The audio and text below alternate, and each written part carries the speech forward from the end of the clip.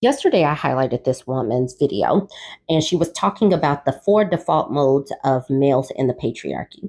And we were talking about what is projection, repression, avoidance, and how these, or a combination of these, culminates into violence, which is the fourth default mode. Now, I have a story time to share with y'all. It's an update, actually. I did the story back in December. I'm going to redo it because I have added subscribers since then. And I mean, it's been since December, it's a half a year. So I'm going to do the whole story time.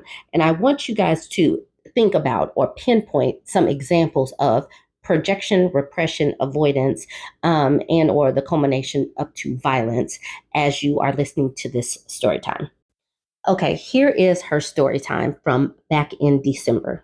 She says, I've only spoken to one person in my personal life about this and posted in a pregnancy support group. I didn't go too deep because I'm still processing. I've known my husband for the better part of 20 years, and we've been together off and on for 10. We're nearing our 40s and each have a child that we brought from previous relationships. His is almost an adult and lives in another state. Mine is school aged and lives in our household.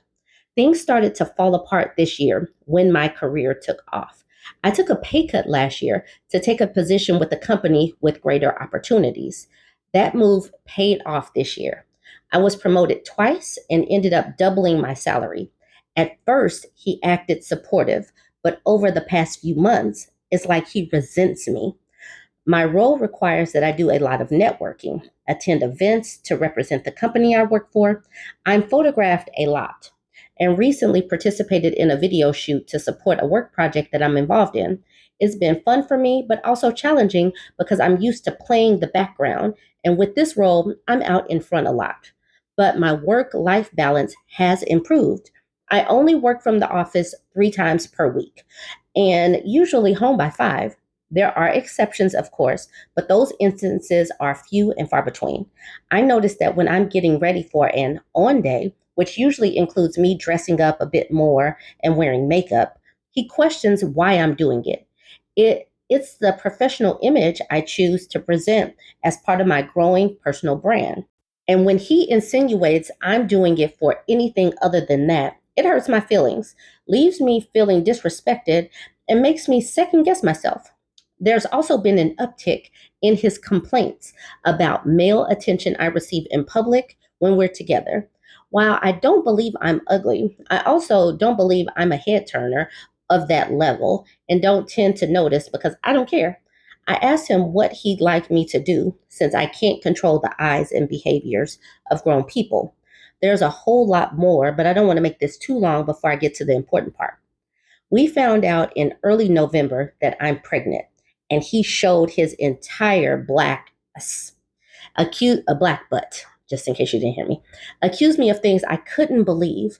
I felt robbed of what could have been positive memories of the day I found out I was pregnant with this child. And I'll never get that day back or be able to redo it, embrace feelings of joy and happiness.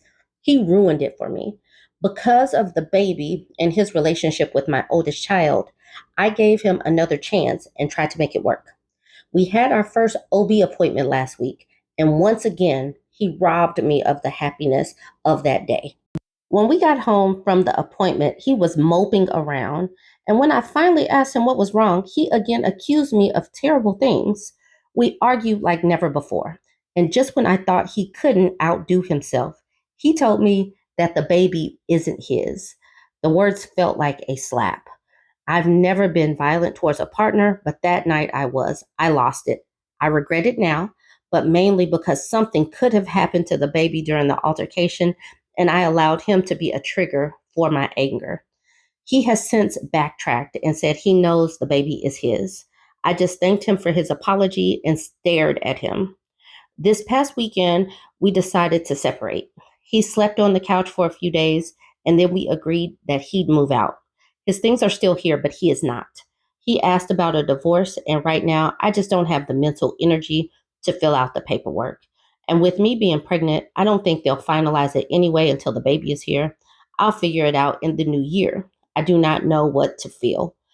Once my career started to take off, I abandoned thoughts of more children. I wanted another baby. And now that it's on its way, he acts like this. If he was ready to part ways, we could have discussed it peacefully and made a plan to do so. It didn't have to be like this. It's like he wanted the responsibility until it became real, and now he's running away. Financially, we'll be fine. Mentally and emotionally, might take a little while, but it is not what I pictured for introducing a new life. But this is our reality. I'm doing my best to focus on the positive, manifesting a healthy pregnancy and baby, and being thankful for what I do have, but it's hard. I'm trying not to cry or be overcome with emotion because I don't know how that impacts the baby. I just feel effed over, honestly. And I'm the one that has to deal with the damage and fallout all by myself.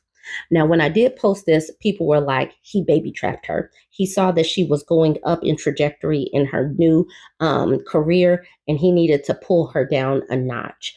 And he did that because she said that she was not even thinking about a new baby. So that's what happened in some of the commentary. Okay, so a few weeks after that, I was checking on her. We were like, what's going on with her? She says, thank you for checking on me. I watched the video and read every single comment and will likely watch it a few more times just to keep myself on track with where I want to go next with life. At my first ultrasound appointment last week, there was no heartbeat, and the measurements were 3 weeks behind where they should have been. That day, I started bleeding and haven't stopped. I don't know what I'm feeling, but I'm okay. I spent the weekend coming to terms with the reality, and I've been back to my regularly scheduled program at work. My child's father agreed that he would give up his Christmas visitation and take it in January so I can keep my child with me for this holiday, which I'm thankful for. No changes in terms of where my marriage is. Now, after that comment, she went radio silent. So she didn't outright say the words miscarriage, but that is basically what I picked up on. And then she went silent until yesterday. She says, I just wanted to provide a final update on my story. I appreciated all of the supportive comments and honestly, even the ones that weren't, because sometimes we need that outside reality check. To keep me and my son safe, I played nice until April because I needed to save money and get things in order to make moves. Up until the moment he left, I struggled with getting him to take his meds and not having support outside of his mom to help convince him this was the best path. The final night we lived under the same roof, my son and I slept in the master bedroom with the door locked from the inside while he continued to accuse me via text of multiple things, including, but not limited to, theft. Apparently, the Illuminati was going to send him $3 million in exchange for his $500 donation to an overseas orphanage, and that I stole his debit card because I wanted the riches for myself, plotting to redrum him, and sleeping with all of our neighbors who were of Mexican descent. I didn't block him because I wanted the messages to support my divorce and any other legal action I may need to take. The following morning, I helped him pack his bags, and his mother came to get him, and that was the last time we shared living space, early April, or really spoke. I filed for divorce in early May and only left the lines of communication open long enough to have him served. Once that was done, I shut off the phone he had been using since it's on my account and blocked every number and social media profile associated with him and his family. With my annual bonus and raise, I was able to secure a nicer place in a better community not too far away, so we moved at the end of May. My son and I are the happiest we've ever been, and I'm glad I was able to finally get us out of the situation and safely. The divorce will be final in September, and there's no looking back. I've been on a few vacations, spent time with my son and godsons, working on deepening my connections with friends and family, and based on the feedback from those who've been there through it all, I'm glowing and peace looks good on me. I'm back in therapy and I'm confident life will be amazing from here on out. There are days I struggle, but those are few and far between. As time goes by, I'm sure I'll have less of those days, those types of days. Just wanted to share a happy update. And again, thanks for those who offered feedback and support. I was so stoked that this woman reached back out to me. It is great that she was able to have a plan, work the plan, and put it into play once she was safe to do so. It sounds like she is on a path to recovery. She and her son are doing well, and I'm smiling. I hope that you guys had the opportunity to kind of see some examples of projection. This man was not happy with where he was, so he wanted to pull her down a notch.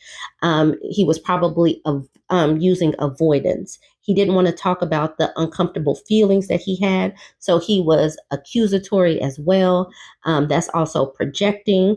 So there were quite a few things that we saw in this story time.